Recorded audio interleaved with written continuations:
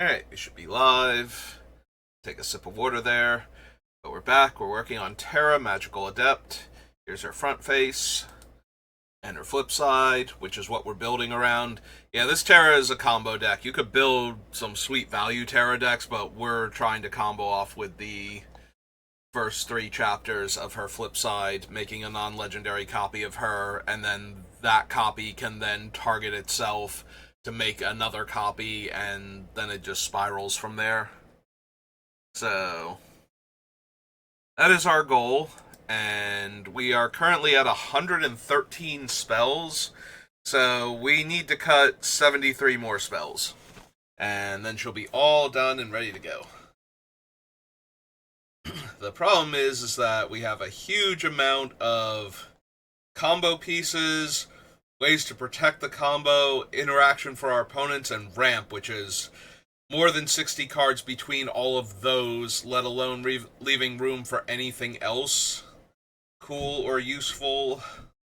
So we might have to cut some stuff. Just gotta take a quick look. Like, that's not even counting tutors either to help set up the combo more consistently. Like Limdol's Vault, Enlightened Tutor, Worldly Tutor, Vamp Tutor. Extra card draw like Enchantress here. Yeah, there's currently not room for any of that. Replenish to buy back some of our combo pieces potentially. Things to tax the opponent's mana and help us, like Rhystic Study.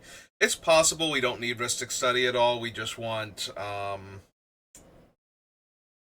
the white one. I'm sorry, I don't normally run these cards like everybody else does. Literally everybody else does. I usually do not bother with them. They're more annoying than they are helpful. Like, most of the time, I will just actually play around them by spending the mana as much as I possibly can to mitigate their effects, so that way the opponent has spent, like one card to not do anything until it goes away, along with everything else. Um, Smothering Tithe. That's the one I cannot think of the name of. Now, granted, in some games where the mana is really tight, then it starts to generate a lot of value, but where you just kind of can't help it. And sometimes that matters on top of that, and sometimes it doesn't. Sometimes it's like, no, go ahead, draw your extra cards, make your treasure. I don't care, I'm about to win this game. You're not going to stop me with either of those.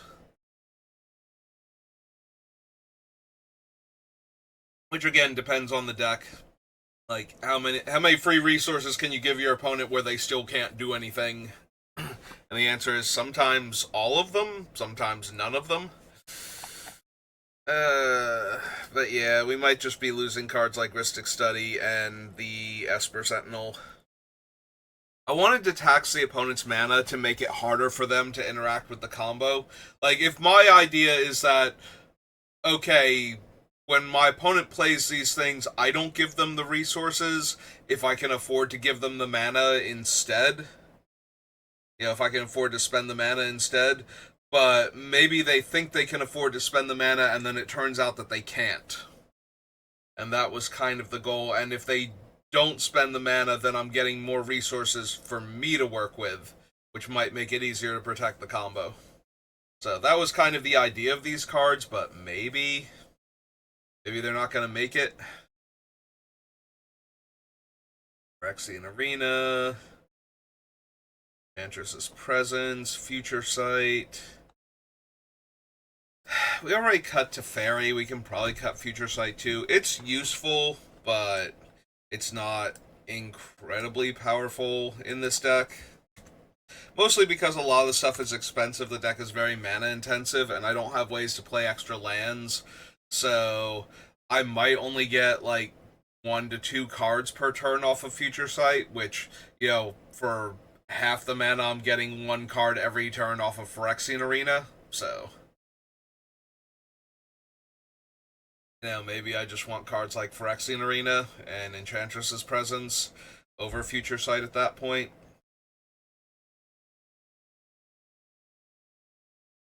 Lotus, Lightning Greaves, O-Stone, Crucible, Ewit. have our graveyard hate. Guess we could get rid of Grave Robber specifically, though. So we have two other pieces of graveyard hate on the list. I know one of them is Scavenging Ooze, and for some reason, Agent of Erebos, because I can put enchantments into play fairly easily. So maybe we don't need the Grave Robber also. I'm not gonna have room to fidget with lands taking the place of spells. Like, there's no way I get a Scavenging Ground into this deck unless I really, really mean it. Like, one of my few 5-color decks that I put together is, it was Golos for a little while, but it started off as Sliver Overlord, but it's my 5-color Planeswalker deck, so full-on Super Friends. And the only colorless land I have room for in the deck is Karn's Bastion, because it might allow me to ultimate a turn sooner on multiple Planeswalkers, so...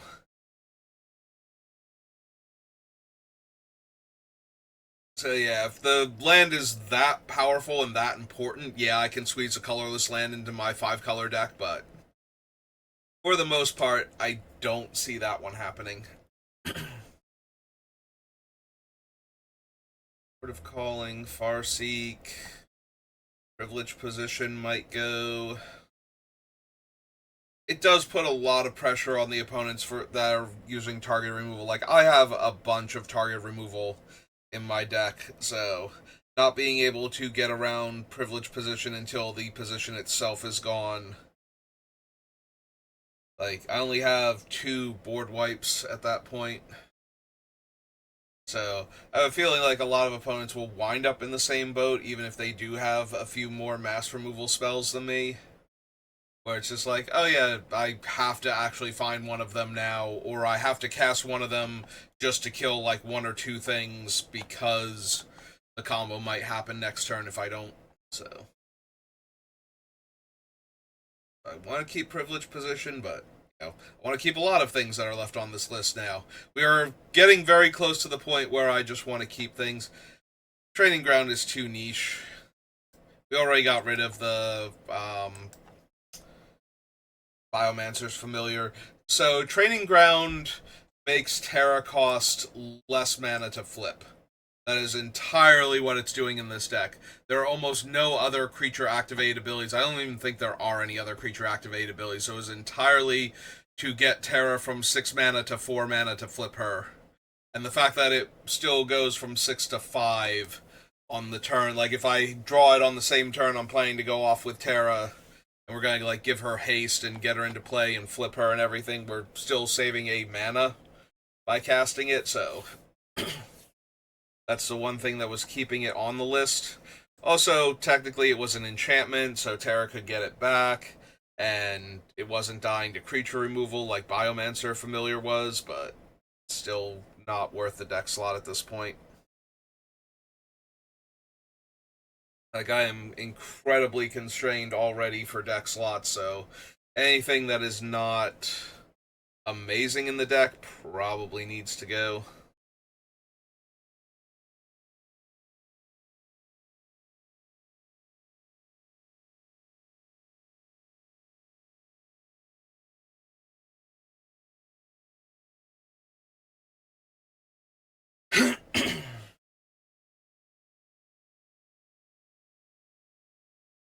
Yeah, all of these are doing important things.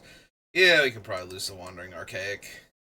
It's kind of in the same boat as the other ones, except that instead of forcing the opponents to pay the mana, you can also negotiate with them. Which is like, that's one of the things that almost always gets Wandering Archaic onto a list for me, is the politics of it is actually really strong.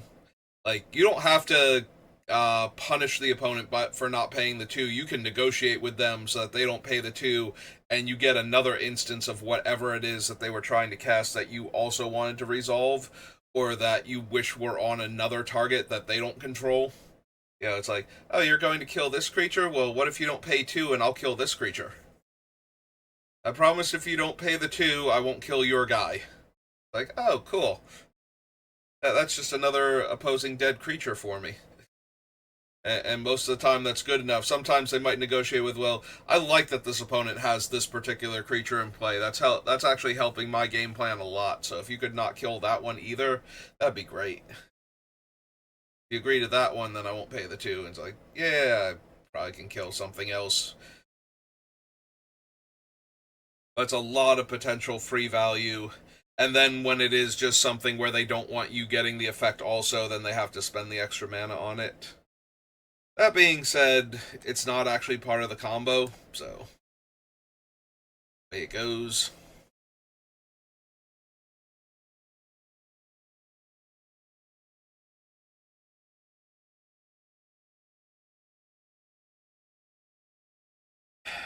We cut 5 mana to Fairy. Do we cut 4 mana Myrel? Because we don't have soldiers.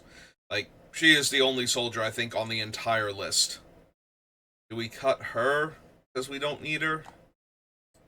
And then we just rely on 3 Fairy and Grand Abolisher and Voice of Victory.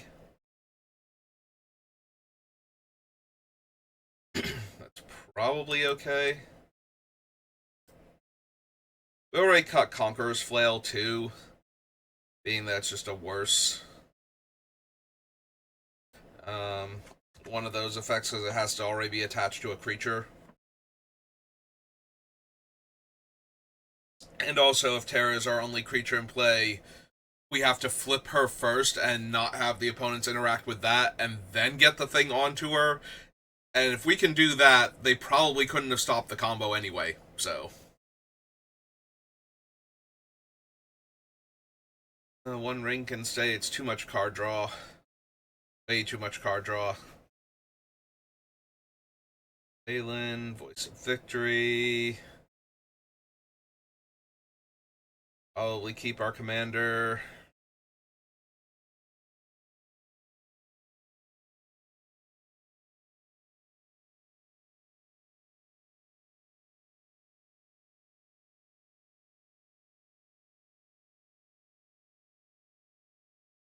Yeah, I think out of all of the tax the opponent's resources, like we don't have a ton of ways to boost Esper Sentinel's power, and I think we have even less now, so possible we just cut the Sentinel.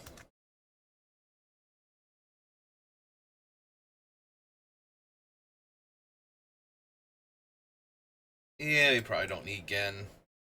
He's better in the value version of Terra than he is in the combo version of Terra. Although he can get back, like, lost combo pieces in exchange for enchantments in play, but most of the enchantments in this deck are combo pieces with, like, a few card draw or mana ramp attached to them instead.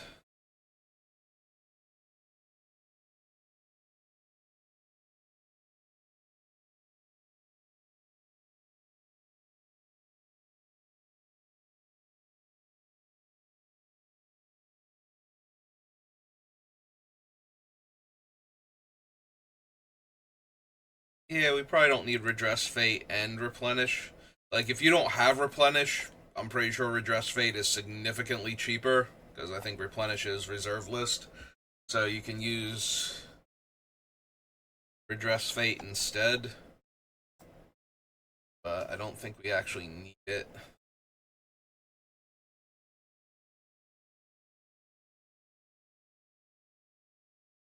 Alright, did I have my rel down lower as, like,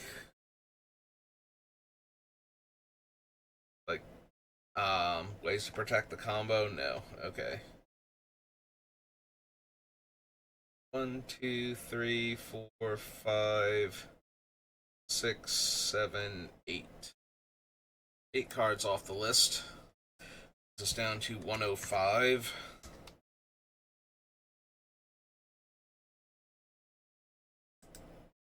Right, it's feature site. Okay. Alright, so 45 more cuts. We're actually doing very well, like, speed-wise. If the set release schedule were not so relentless and Terra wasn't all 5 colors, we probably would have gotten her done before the set, like, the next set comes out. Although I gotta be honest, there's hasn't been anything in the new set that's had, like, any serious purchase in my brain, and I've been having a lot of fun with Vivi in Brawl, and I'm very tempted to build Vivi as a commander. Like, Vivi's one of the ones that I actually want to build in paper sooner rather than later, because I think he's incredibly stupidly overpowered. And I've had a blue-red commander deck basically since Wizards officially stepped in to make cards for the format, as opposed to, letting the casuals just, make do with whatever legends they printed. So, like, ever since the first actual set of commander decks, I built around Nin, and I built an Infinite Turns blue-red combo deck, and I'm pretty sure Vivi is a lot stronger, and he doesn't even have to be infinite. Like, he'll run Time Walk effects just because they're insanely powerful with him, but they're not essential. Like, he can win without them, he just needs card draw. And then he will provide his own mana, and he will get there in a few turns. But yeah, very tempted to build a VV deck after this one. Alright, let's go look at some sublists and see if we can find more stuff that we can get rid of.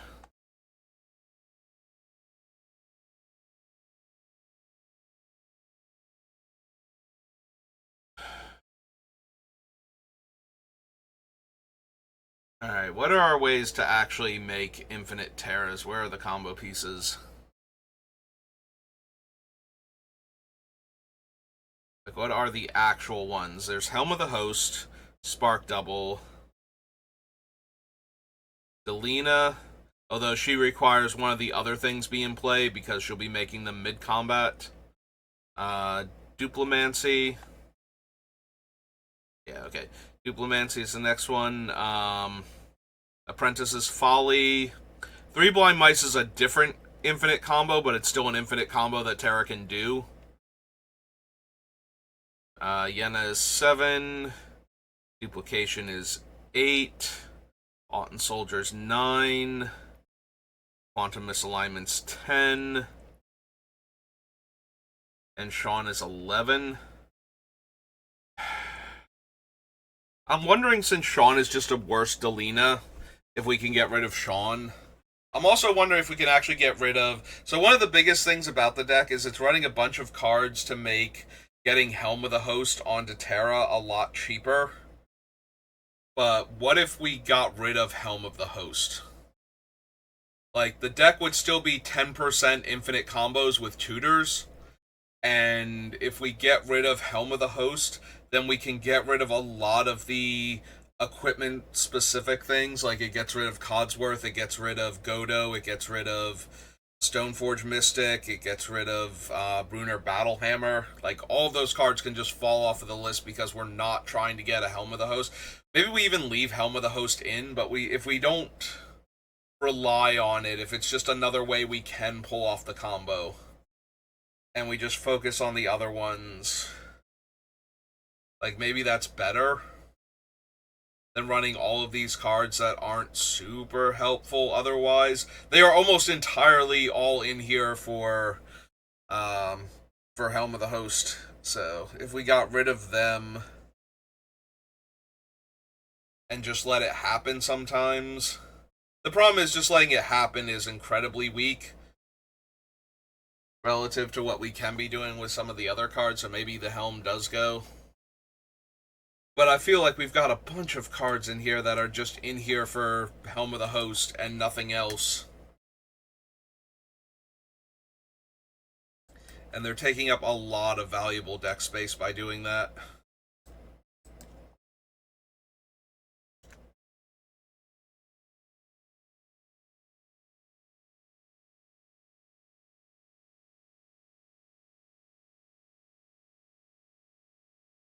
And they're like bad cards by themselves on top of that.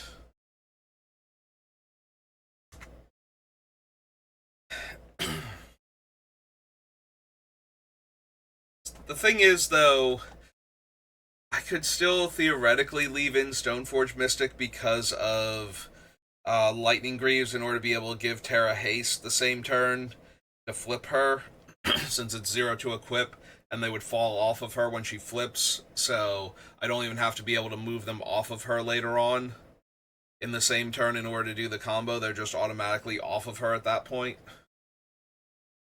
Don't have to worry about the shroud effect. Unfortunately, that was the last of my cold water.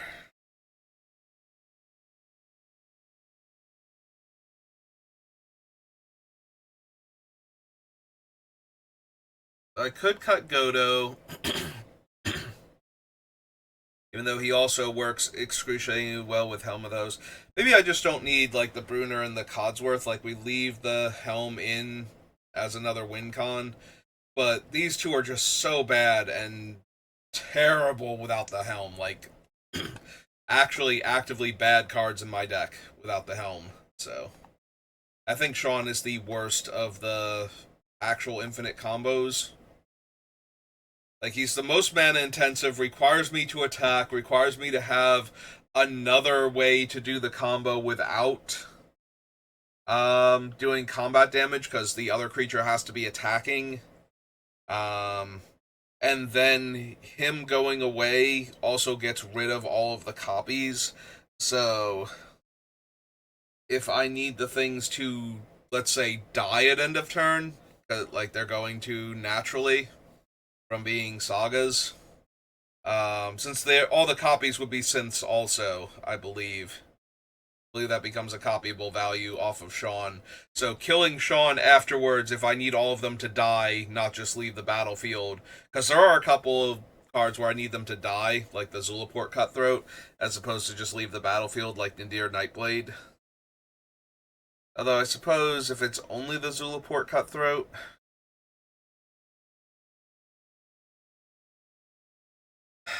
well, the Zulaport Cutthroat and the Bastion are the only two that need them to die. Do I leave Sean on for right now? Though he's bad, still better than a few things. I'm definitely getting rid of Codsworth and Bruner, though.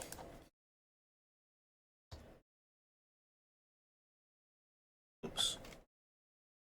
Oh, the C did not get in there. Okay, get rid of Codsworth is 1.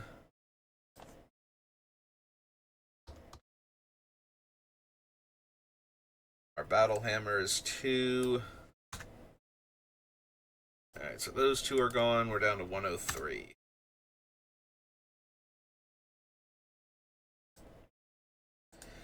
Like, if we get rid of those two, I don't think we're losing out a ton. It makes it harder to attach Helm of the Host in the same turn, but we have a lot of ramp. And I'd rather cut those two than cut ramp spells, because the ramp spells help with everything, whereas those two only help to get Helm of the Host onto Terra faster.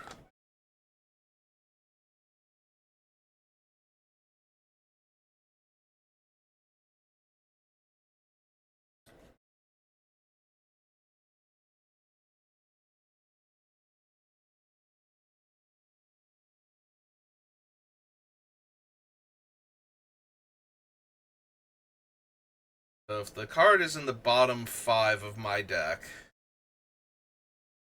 I've already drawn 7, 8, 9. Oh, and my 7. No, it'd be 9, like 9 at least. So. Oh, and Terra's out of the deck, so that's 10 cards, so it is 90 cards. So. Having to look at 85 is 17 life. Okay. I was just wondering, like, what's the actual worst case scenario if I'm about to somehow combo off with Limdol's Vault and I need to find the perfect card on turn 2?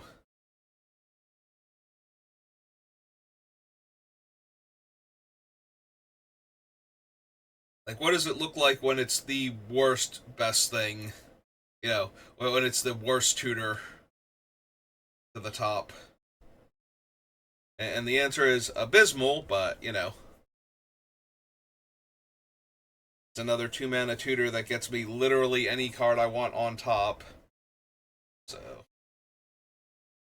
And then lets me fidget with, like, the next 4 cards in order also, just in case. If there's anything else relevant next to them.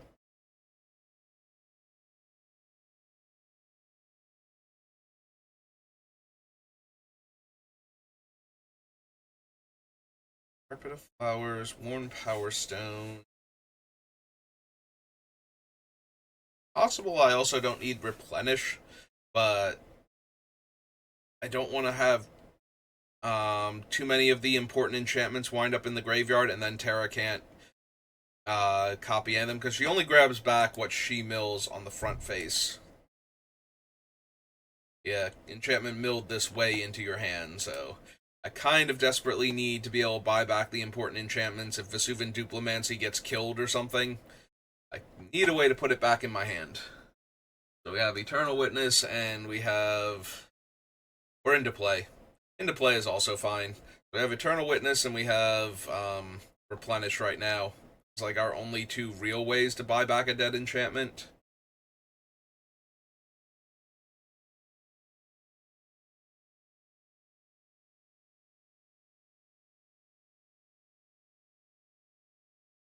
Now that I think about it, do I want Replenish that badly, or do I need a way to get back, like, any card? Like, maybe Replenish should just be another regrowth effect. Possibly even regrowth itself. You know, something cheap and efficient. I can get back literally any card from my deck. Or from my graveyard, rather. So that way I can grab back things like Vile Duplication or Autumn Soldier, in addition to getting back the powerful enchantments. Like, there's a bunch of enchantments that will win me the game on the spot with Terra, potentially. So, I still like being able to get back enchantments, but not all of the combo pieces are enchantments, and I'm more concerned about the combo pieces than specifically enchantments themselves. So, and in fact, a lot of the enchantments that can win the game do so by getting back one of the creatures that can copy Terra at that point. You know, Animate Dead, Eldest Reborn, Elspeth Conquers Death. And thanks to Flip Terra, we can actually, like, speed read to the end of the Saga ones and get back the creature immediately once she flips, and then the creature will copy her, and then it'll be a non-legendary copy that can target itself, and then it spirals. It just needed to spiral for the opponents. Will be good.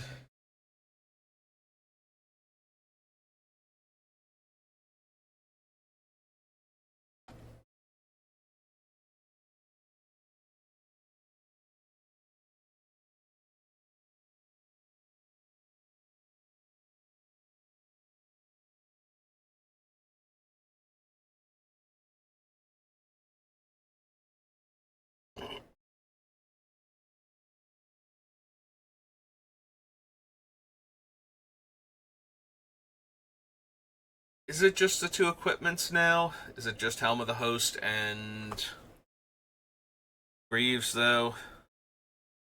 Because if I don't have any other equipment, maybe Stoneforge Mystic and Godo still go. Like, Godo helps because he can combo kill immediately, but, like, I would just rather have a thing that tutors for artifacts at that point and be able to get whatever artifact I most care about. And I think that's where we're at. I think it's just those 2 that are left, so... We eliminate Godo, and we eliminate Stoneforge.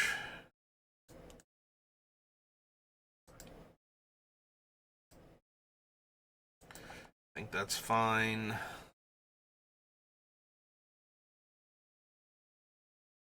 Because I would rather have Enlightened Tutor or something to go get one of my powerful artifacts, and if it happens to be Helm or Lightning Greaves, that's fine.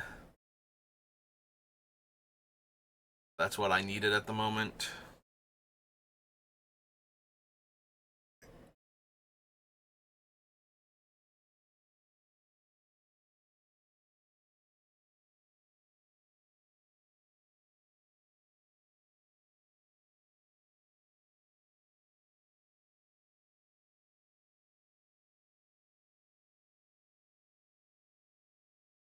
Also, that should be Spark Double. Claw Talisman. It's possible I have too many tutors. You know, I am a combo deck, but maybe I have a few too many, and I can like get rid of a few of the less versatile ones or the most expensive of the versatile ones, just because I need the room.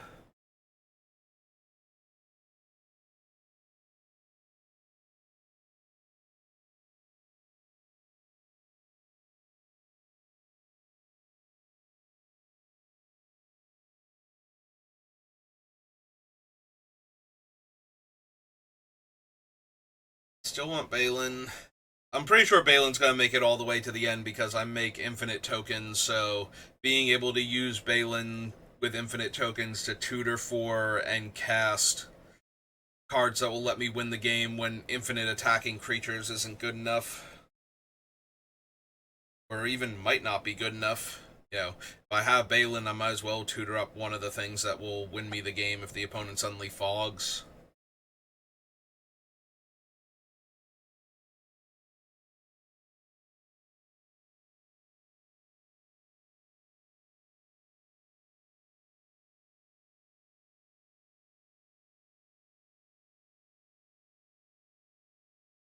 Yeah, we probably lose Profane Tutor. I do like Profane Tutor, but if we don't cast it early enough, then we're going to wind up top decking it, and it's going to be really bad because we can't afford to wait 3 turns to combo off, so it's basically a dead draw. I always want Profane Tutor to be good enough, and then it never quite is. I think the worst part is that even if you're not in any other color, like you still have access to Demonic and Grim and Vampiric and Imperial Seal, and it's just really easy for Profane Tutor to not be worth it at that point, despite its best efforts.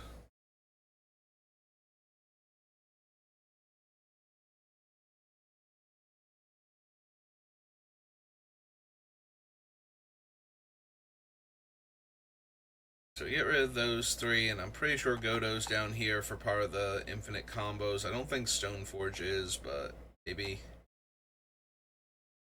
Oh yeah, she was. Okay. Sorry, Nahiri. Sorry, Godo. Main tutor. Alright, so we cut those 3 off the list. Brings us down to 100 cards even. Alright, so next cut gets us below 100. Gonna be a good feeling. It's possible we finish Terra this week, like, despite everything else going on, including the pre-release later this week. Giving me reasons to not work on Terra. But, you know, if I don't absolutely have to do things that stop me from working on her, we might be able to finish her between tomorrow and Thursday. Possibly Friday afternoon before the pre-release. I miss having the one place that was doing the afternoon pre-releases because it gave us not only an extra event, but it had a higher turnout on average for the Friday night one. So it made it a lot more likely that I was going to get to draft, or not draft, just play sealed. Like, the other place that I play at has been very spotty, and there have been times where it's like, yeah, they just don't fire an event, and it makes me sad inside. So I just want to play Magic in paper, and I miss that so much.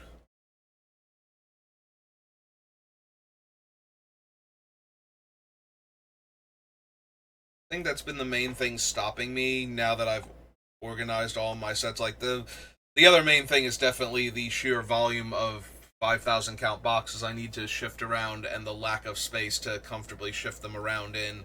But the binders were way worse, so I definitely had to swap out the binders, but the 5,000 count boxes are not quite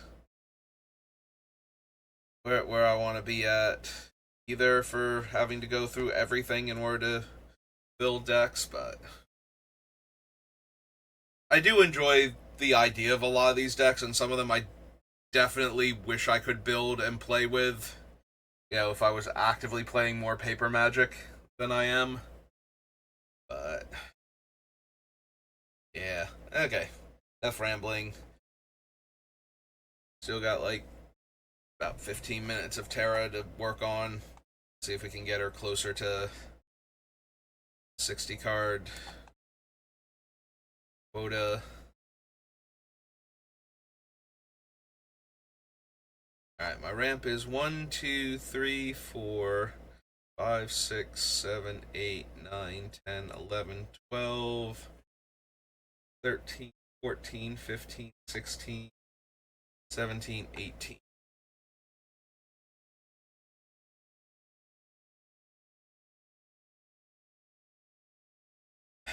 So yeah, we don't have room for 18 cards. Did I get rid of Carpet of Flowers because it requires the opponent not only to be playing blue, but specifically to be playing islands? Like, if they have a heavy blue mana base, but they have a lot of non-basics, you know, their Mistrise Village and their, or whatever it's called from Dragonstorm, make their spells uncountable, and their Minimo School at Water's Edge, and all of those, like they're all adding blue and they're not islands in any way, shape, or form. So having them have enough basic islands and like the one from Eldraine that puts a spell on top, you have enough other basic islands in play already. Like, yeah, those type of cards will help us out a lot, but we're getting our extra mana. But if they just have like Mistrise Village and whatnot, then gonna be missing out. Extra mana, like this thing just won't be doing all that much. Now, granted, it only needs to add like 2 or 3 mana in order to be like. If it adds 2 mana, it's a green Soul Ring at that point. But it's adding colored mana, so yeah. When I look at it like that, like it, yeah, there will be times where it's barely doing anything or even non-functional. Like somehow I just don't have a blue opponent at the table. But we have enough other card draw and things to do that it shouldn't be huge.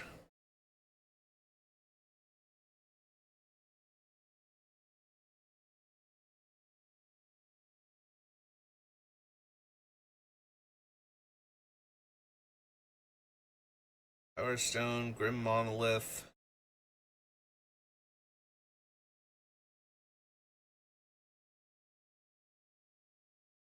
Yeah, I was thinking about like Mana Vault and Grim Monolith, but then it's like, yeah, but sometimes I just need the one turn to go off, so it doesn't matter that they're not untapping or that they're wasting a bunch of my mana on another turn to untap. If I could have won the game that turn and forced the opponents to have something and they did, that's probably worth taking the extra turn off to reload both of those later on.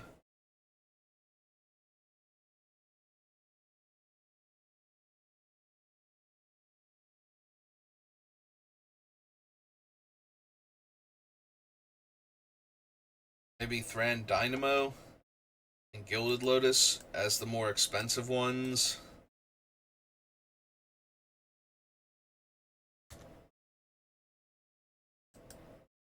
Like, there's very few of them that I can cast on the same turn I'm going to go off and are going to help me, but these ones in particular are kind of underwhelming, so. Like, they're still fine. They still help bridge the gap to, like, the 7 for Zendikar Resurgent or the 6 for Mana Reflection, but that's about all they're great at, and a bunch of the other ones are still doing a pretty good job at that anyway.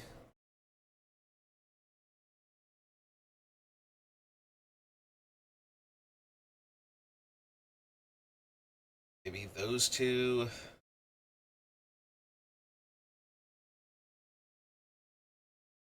It could be the Cavern Horde Dragon. It could be the Tireless Provisioner. Dragon is insane if we have an opponent that does not have a flying blocker and is making like dozens of treasures that they actually need for something down the line. Or, you know, somebody who's like stockpiling clues for their, what's his name, the snake coiling, or the legendary coiling oracle guy. Forget his name now. Logis, something like that.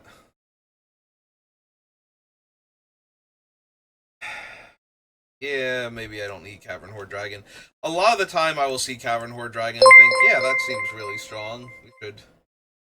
We should be doing that, and then it's like, but it's only strong some of the time. So when it's not the best. And then it's a like 6 mana creature that can make me 2 treasures if it hits, and that's just worse. Goldspan Dragon.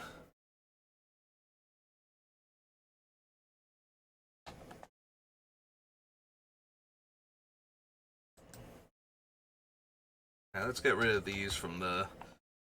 So get rid of Thran Dynamo. Oops.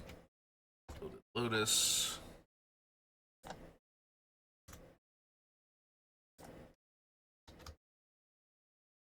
Lost Cavern. Oh, Cavern of Souls also on the list. True. And Cavern Horde Dragon as the third one. Alright, so we get rid of those 3. Yeah, I think the problem for the Dragon versus Carpet of Flowers is the fail case on the Dragon is infinitely worse most of the time than the fail case on Carpet of Flowers. Like, the absolute worst fail case for Carpet of Flowers is being a dead card in our deck that we need to draw other cards in order to let me cantrip it away off of Argothian Enchantress or Enchantress's Presence. But the Dragon, you know, being a 9 mana, so if they had like 3 artifacts in play, being a 6 mana, 6/6 Flample case that's going to make me up to 3 artifacts, and that becomes like the best it can do. Like, that thing's gonna rot in my hand for forever. Whereas at least the Carpet, if I draw one of the other things, they're cheap enough that I can just run the Carpet out and draw a card immediately for 1 extra mana. And they're about on par with each other. Like, the Dragon has the higher ceiling because somebody who's ramping with a ton of artifacts but needs the artifacts for something down the line that they haven't found yet can't sacrifice them to deny me value off of the Dragon necessarily. Or if they do, it's at least inhibiting their game plan.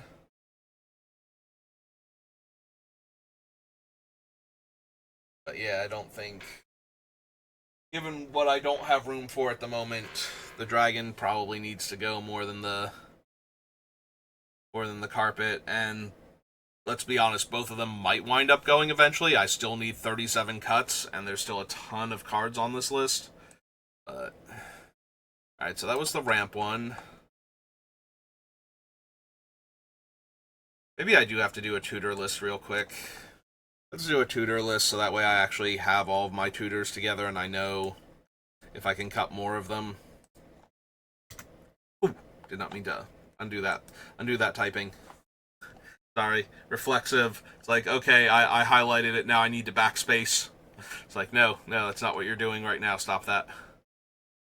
Pain Denial, Force of Will, Limdol's Vault is a tutor. Light and Worldly and Vampiric.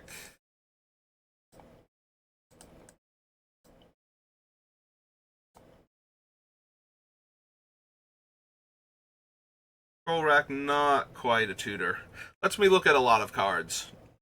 Does not automatically go find me the exact card I need at that moment. Vladmir's Call.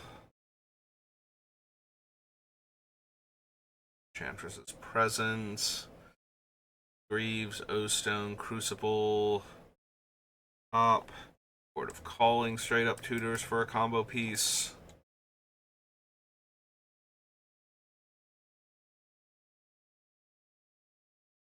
Lendra, Path to Exile.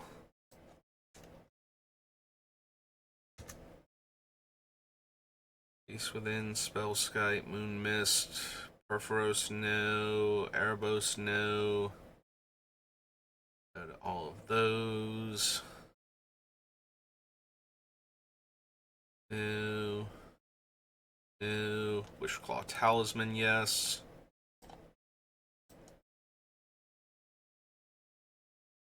Bastion of Remembrance, no. Delina, Meathook. Farewell, Offer, Duplimancy, no. None of those. Balin, Voice.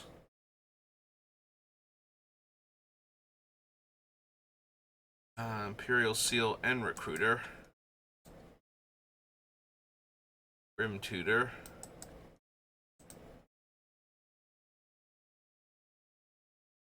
Recruiter of the Guard, yes. Visioner, no. Nightblade, Scavenger. None of those are tutors. And none of those are tutors. Alright.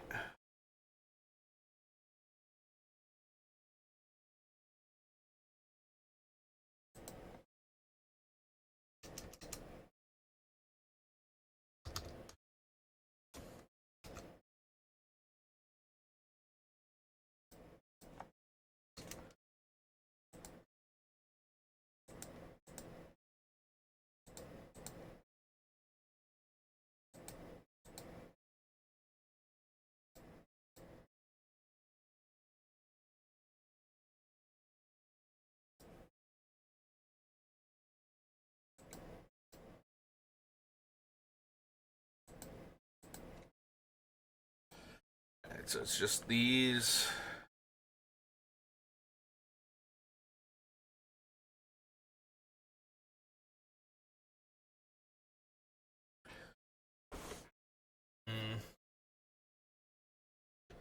So Court of Calling needs to match the mana cost. So the cheapest combo kill I can do with it is 7 mana to go get Spark Double, I believe.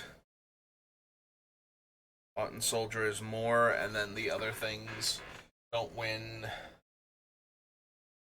as, you know, with creatures, they win through other means of making copies of Terra, so.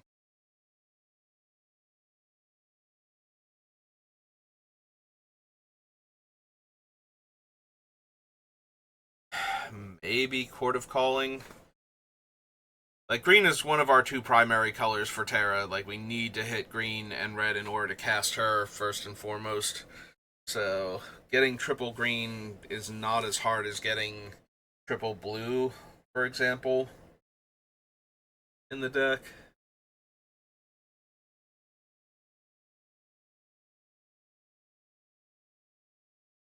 But even with that, like, if I don't have creatures to help convoke it, then Aladmari's Call is just cheaper. Like, you shave the one green off and flip another green to a white, and it's the same amount of mana spent to tutor for the creature and cast it, right down to them both being instants.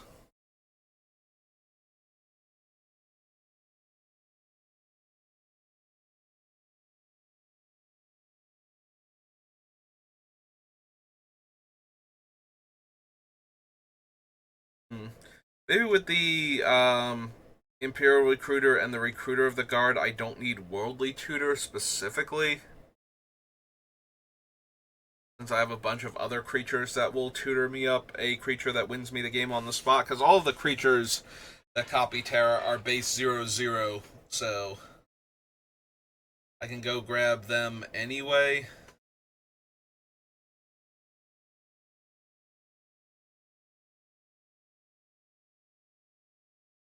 I guess one of the advantages of Court of Calling over Worldly Tutor is that I can actually tutor for Balin if I'm going infinite.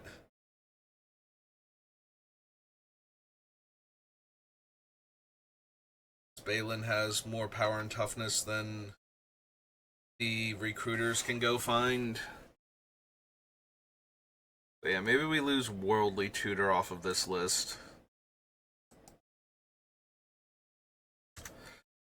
We have too many enchantments and artifacts that matter, and no other ways to tutor for either of them except by going into other black tutors that would cost way more mana.